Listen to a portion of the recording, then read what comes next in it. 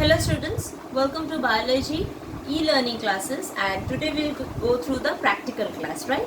In my previous videos we have already done gone through the gamete development, that is the TS of testis and TS of ovary, and in my second video we have done the TS of blastula. Okay, I hope you all have updated your file up to the second spotting.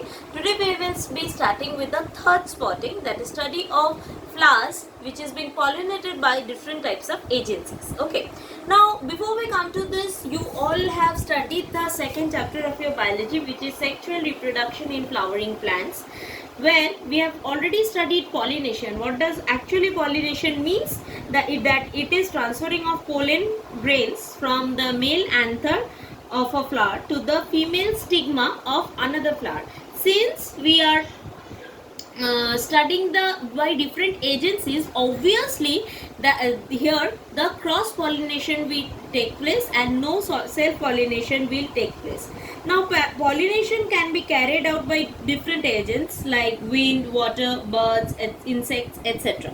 Okay, now in this spotting we will study two types of agencies, that is pollination by wind and pollination by insects. Okay, coming to the pollination by wind, here you can see that this is a maize flower.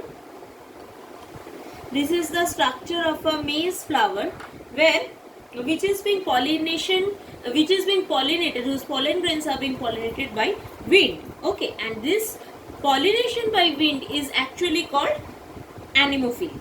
Okay, so and most of the angiosperms undergo wind pollination.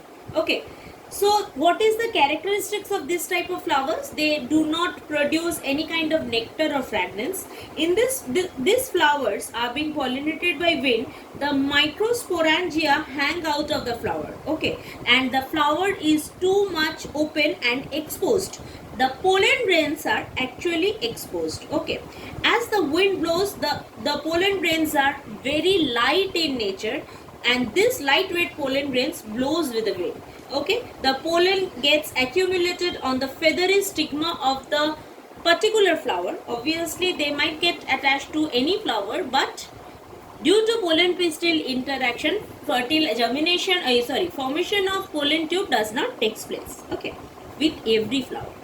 These flowers appear even before the leaves when the spring commences. Okay, we will study the maize flower for wind pollination. The other examples of anemophily are rice, barley, papaya, corn, oats, etc.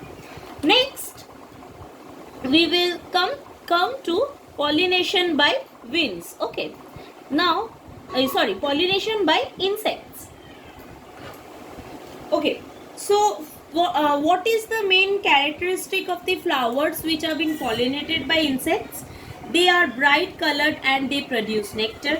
The fragrance of the flower attracts the insects. This bright color of the flower also attracts the insects. Okay, the pollen grains are usually sticky, so that when the insect fall on the flower, they get attached with their legs and they can be easily pollinated. Okay, the pollen grains are large, heavy and rough. Okay, the stigmas of the female flower are also very sticky, so that the pollens depositing are not being dispersed again. Okay, the nectars actually guides are present on the petals. Now this is an example of salvia, which you can see that the pollen grains of salvia flower are being pollinated by insects, and this pollination by insects is known as entomophily. Okay, so you can see that this is a closed stigma and a fertile anther lobe. This is the fertile anther lobe. The insect comes and stick over here, and the pollen grains get attached.